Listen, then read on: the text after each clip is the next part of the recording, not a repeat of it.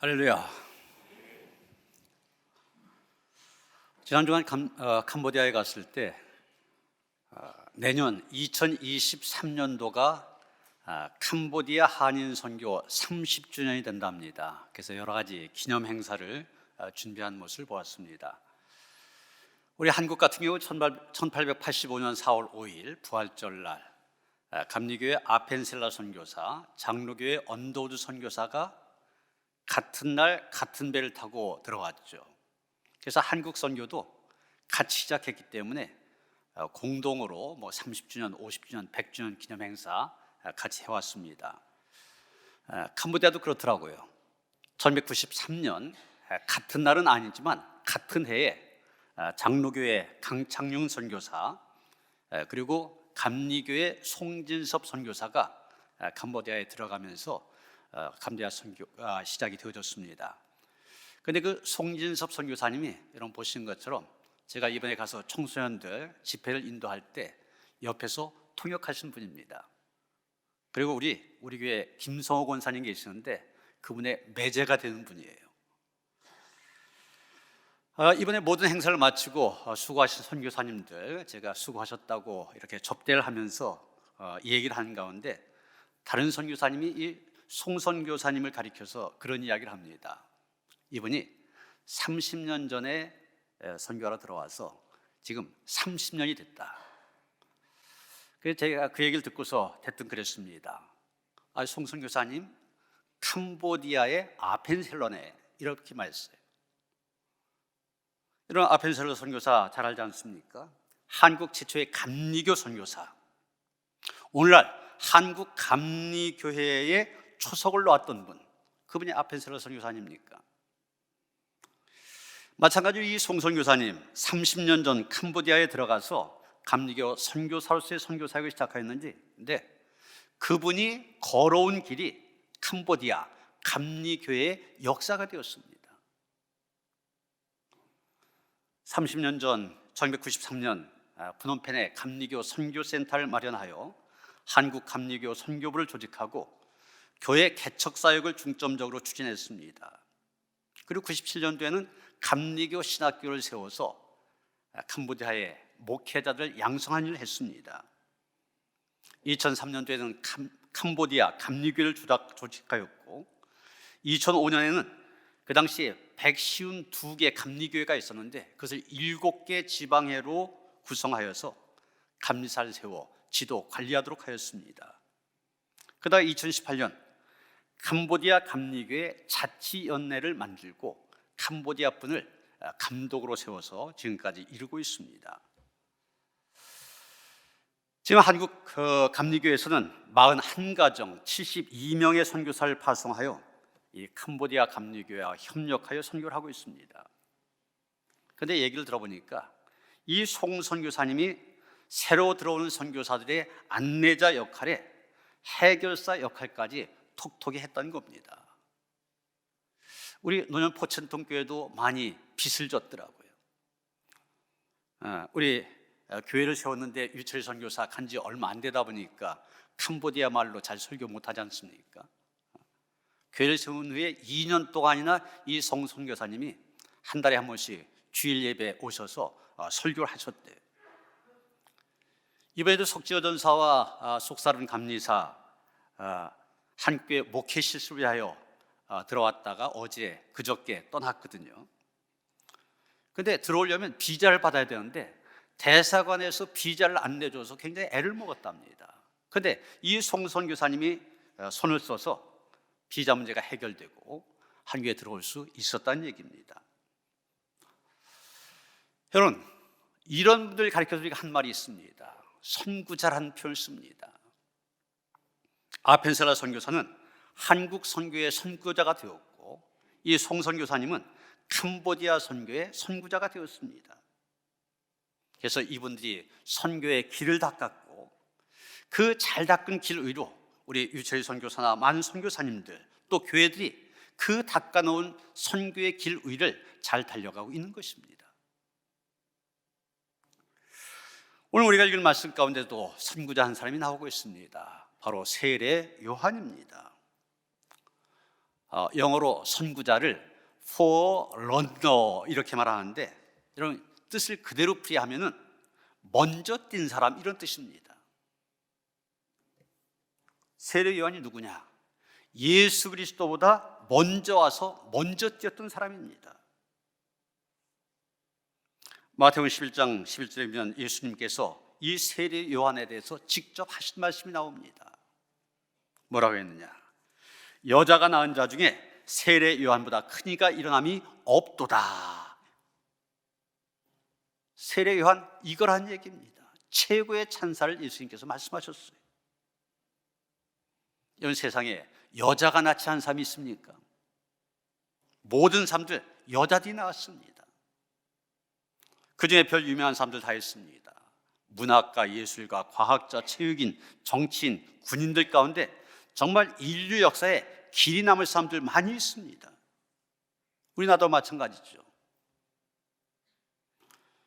여러분, 우리나라 사람들 제일 존경하는 인물이 누구냐? 그러면 가장 많은 대답이 이순신 장군, 이렇게 대답하죠.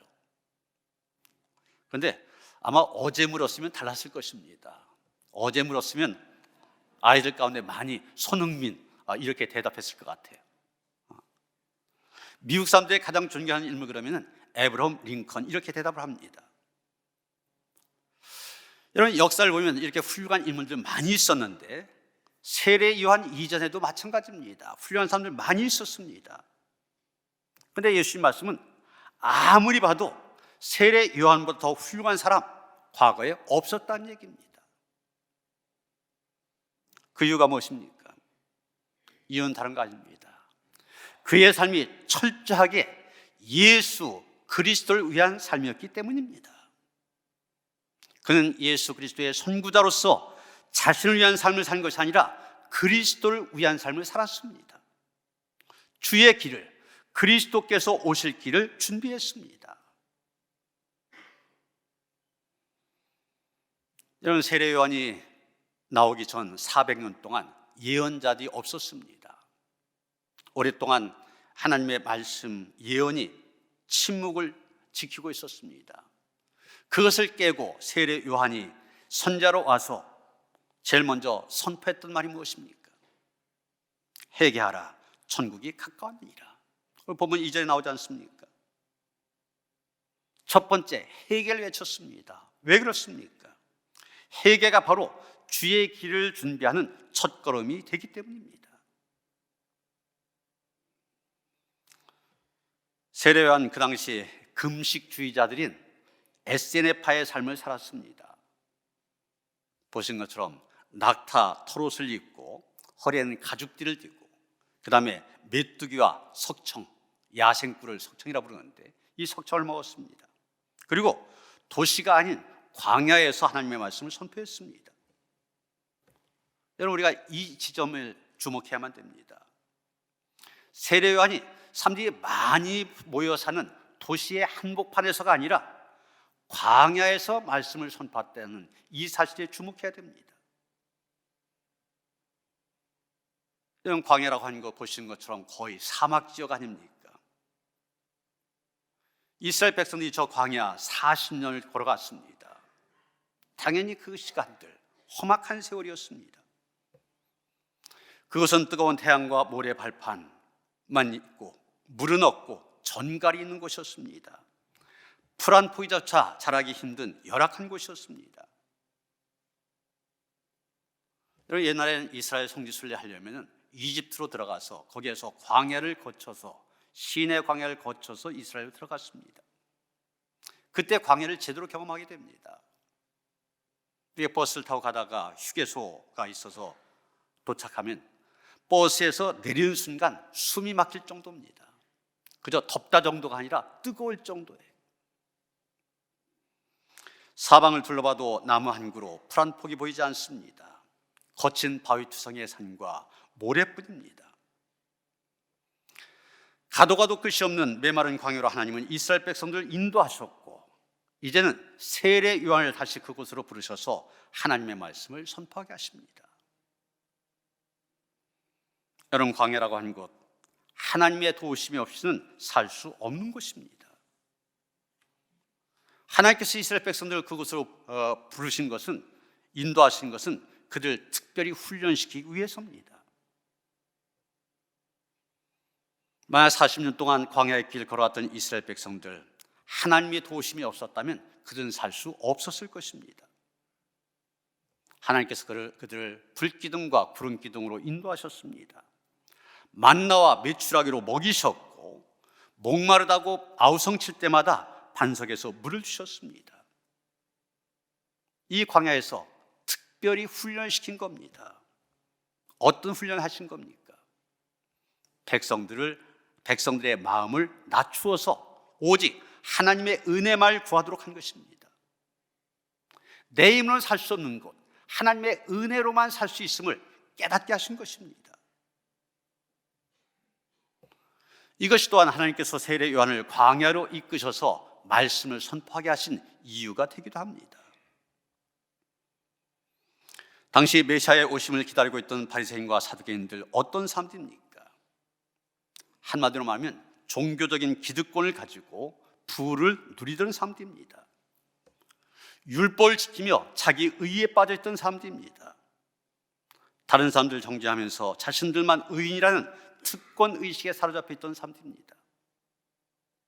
이 사람들은 자기들이 잘났기 때문에, 능력이 있기 때문에, 자기들이 믿음도 좋기 때문에 하나님의 은혜가 필요하지 않았습니다. 자기 자랑하기 바쁜 사람들입니다. 바로 그들 향하여 세례 요한은 독서를 퍼부었습니다. 7절 뭐라고 했습니까? 독사의 자식들아, 누가 너희를 가르쳐 임박한 진노를 피하라 하더냐. 겉으로 볼 땐 가장 의롭고 하나님을 잘 믿는 것처럼 보였지만 임박한 진노를 피할 수 없는 독사의 자식들이라고 요한은 외치고 있는 것입니다. 이 말씀을 들을 때 우리 가슴도 좀 뜨끔하지 않습니까? 어쩌면 지금 세례 요한 앞에 서 있는 바리새인과 사두개인들의 모습, 우리 자신의 모습일 수도 있습니다. 난 지금 신앙생활 잘하고 있다고 생각하고 있는데 주님께서 이런 추상 같은 말씀 하시는데 얼마나 우리의 가슴 떨리겠습니까? 오늘 우리는 두렵고 떨리는 마음으로 회개하라고 하는 이 세례 요한의 첫 메시지를 들어야만 됩니다. 회개란 말 무슨 뜻입니까? 회개란 말 히브리어로 슈브 이런 말 쓰고 있는데 돌아가다, 되돌아가다, 회복하다 이런 뜻을 갖고 있습니다. 구약성경에 한 1000번 정도 나옵니다. 신약성경에서는 메타노에오 이런 단어를 쓰고 있는데 34번 사용이 되어졌습니다. 메타노에오 두 가지 단어가 합쳐진 건데, 메타 그러면 변화, 이동 이런 뜻을 갖고 있고, 노에오 그러면 자기의 마음을 바꾸다, 자기가 행한 것에 대해서 유감스럽게 여기다 이런 뜻을 갖고 있습니다. 여기 회개가 무엇이냐? 자기가 행동한 것에 대해서 유감스럽게 여기고, 자기가 지금 잘못하고 있다고 하는 것 제대로 깨달아서 그것을 유감스럽게 여기면서 자기의 마음을 바꾸는 변화, 또 이동, 변화까지 의미하는 것입니다. 단순히 생각만 바뀌고 말만 바뀌는 것이 아니라 전 의지를 통하여서 내가 가졌던 계획 또 행동 바꾸고 돌이키는 것을 가리켜서 회개라 그렇게 얘기합니다. 그런데 여기서 되돌아가는 것은 어떤 공간적인 장소를 말하는 것이 아닙니다. 하나님께로 돌아가는 것을 의미합니다. 인간의 근본, 원래 있어야 될 곳, 그곳으로 돌아가는 것을 말합니다. 또 다른 말로 하나님과의 관계가 회복된 것을 의미합니다. 그러게 이 회개란 말 속에는 잘못된 방향을 바르게 잡는다 이런 뜻이 담겨 있습니다. 우리가 아무리 열심히 달려도 방향이 틀리면 다 헛수고입니다. 저쪽으로 제 1등으로 달려갔다 할지라도 가야 될 곳이 이쪽이라면 소용없습니다. 다시 이쪽으로 와야 돼요. 우리의 신앙생활도 마찬가지입니다. 아무리 열심히 주를 위하여 충성한다 할지라도 우리의 방향이 잘못되면 헛수고가 되어집니다. 잘못된 열심은 오히려 자신뿐만 아니라 교회에 해를 끼칠 수도 있습니다. 그럴 때 해야 되는 일이 무엇입니까? 방향을 다시 정한 것입니다. 우리가 신앙생활을 하면서도 방향이 잘못된 방향으로 갈 수가 있습니다. 그때 내 자신이 하나님께로부터 얼마나 멀리 떨어져 있는지, 얼마나 잘못된 방향으로 가고 있는지 그것을 깨닫는 일이 중요합니다. 깨닫는 순간 방향을 바꿔야 됩니다. 하나님의 품을 향하여 다시 돌아서야 하는 것입니다. 여러분, 당자의 비유 잘 아시죠? 당자가 아버지의 재산을 미리 받아 세상에 나가 방탕한 삶을 살다가 모든 것 탕진했습니다. 그런데 아버지는 그 아들이 돌아오기를 간절히 기다리고 있습니다. 당자를 기다리는 아버지의 마음, 바로 회개를 기대한 마음입니다. 하나님의 마음이 똑같습니다. 언제라도 돌아오기만 하면 하나님은 용서하십니다. 당자가 돌아오자 아버지 기쁨으로 달려나갔지 않습니까? 아들을 끌어안고 눈물을 흘립니다. 제일 좋은 옷을 입히고 가락지를 끼워주고 소를 잡아 잔치를 베풀어 줍니다. 죽었다가 다시 살아온 아들, 제 지위와 신분을 다시 회복시켜주고 있는 것입니다.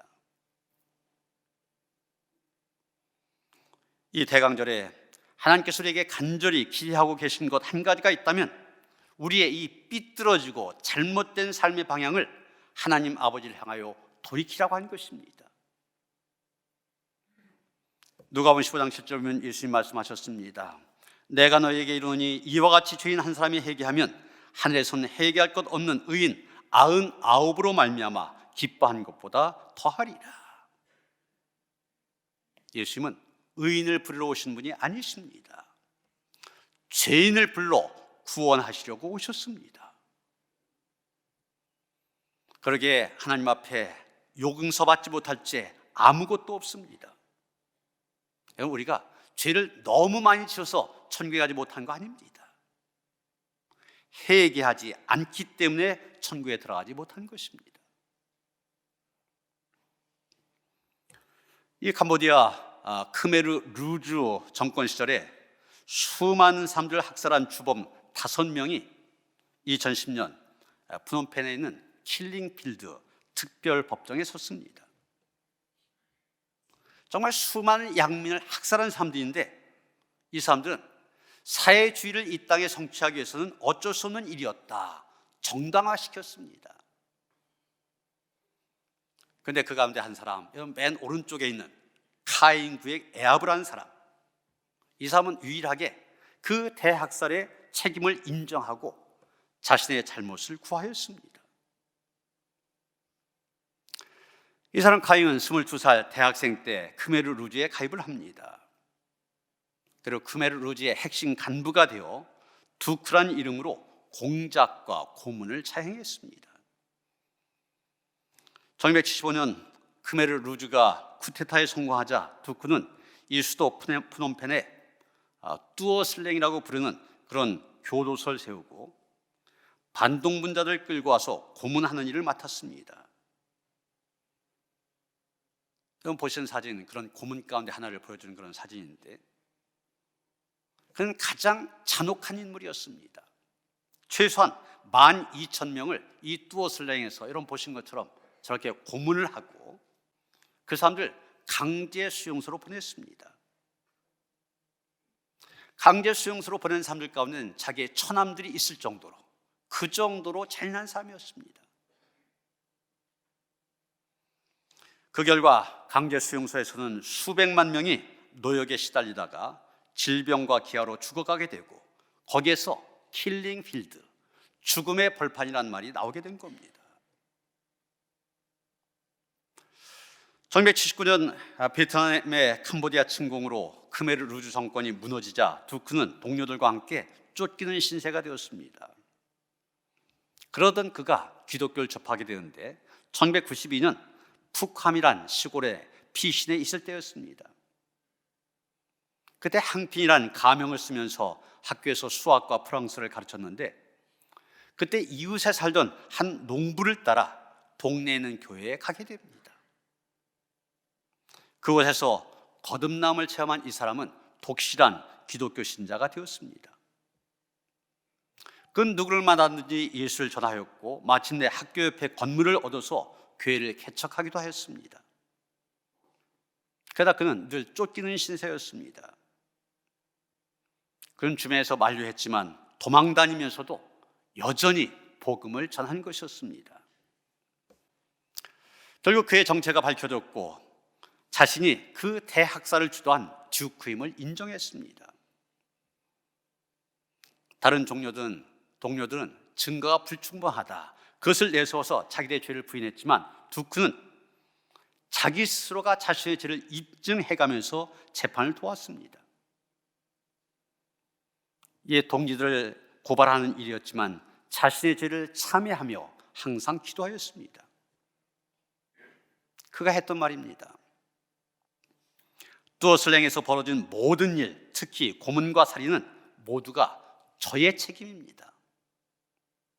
너무 늦었지만 이제라도 희생자들에게 용서를 빌고 싶습니다. 학살 명령은 폴포트나 어느 한 사람만이 한 것이 아닙니다. 중앙위원회에 있던 우리 모두가 그 결정에 동참했고 책임을 져야 합니다. 여러분, 말씀드린 것처럼 수많은 사람을 죽여서 킬링 필드라고 하는 것을 만든 주범입니다. 얼마나 잔혹한 사람, 악한 죄인입니까? 그러나 그런 극악한 죄인이라 할지라도 진심으로 참여하고 돌이키는 자 하나님께서는 받으셨습니다. 예수님께서 십자가에 달리실 때 옆에 십자가에 달렸던 죄인, 십자가형을 당할 정도라면 극악무도한 죄인입니다.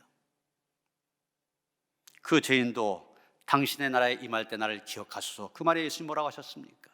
내가 나와 함께 낙원에 있으리라. 비록 세상의 눈으로 볼 때는 도저히 용서할 수 없는 죄인지만 하나님께서는 의인 99명보다 한 영혼이 회개하고 돌아올 때 기뻐하시는 것입니다. 그렇다면 문제가 무엇입니까? 문제는 죄를 지었으면서도 여전히 자기의 잘못을 깨닫지 못하고 뉘우치지도 않는 것입니다. 자신을 항변하며 다른 사람들에게 죄를 전가합니다.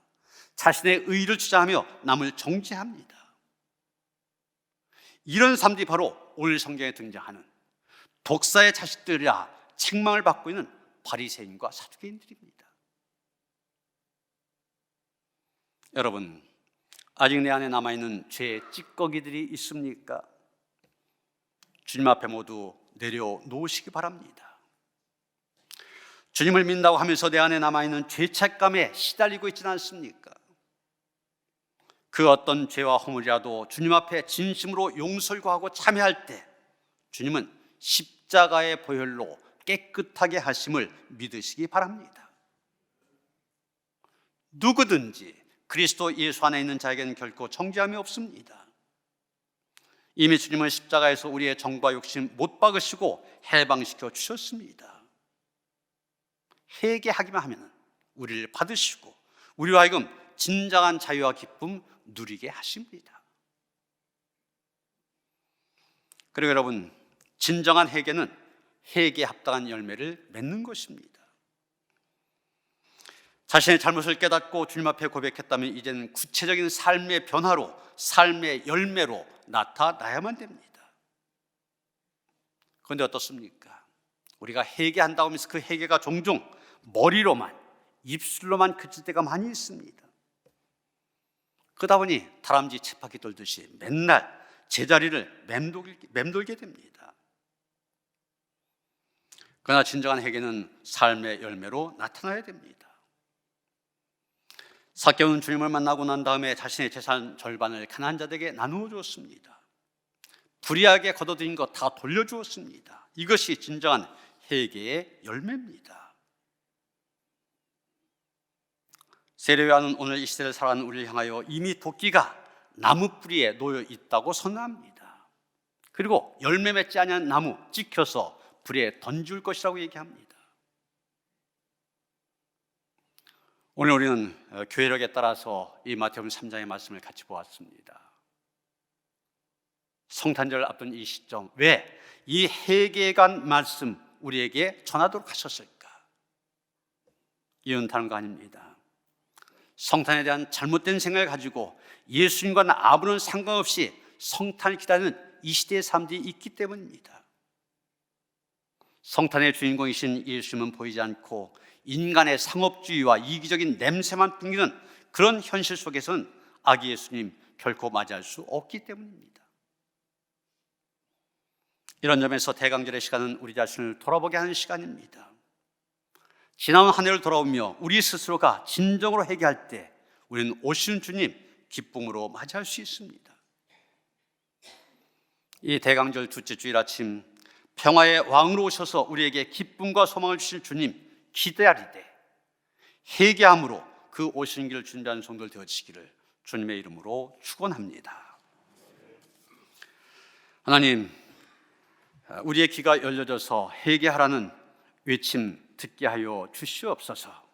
그래서 우리의 삶의 방향을 돌이켜 하나님께로 향할 수 있게 하시고, 그래서 하나님 주신 은혜와 기쁨 안에 거할 수 있게 하시옵소서. 예수 그리스도 이름 받들어 기도하여 싸움나이다. 아멘.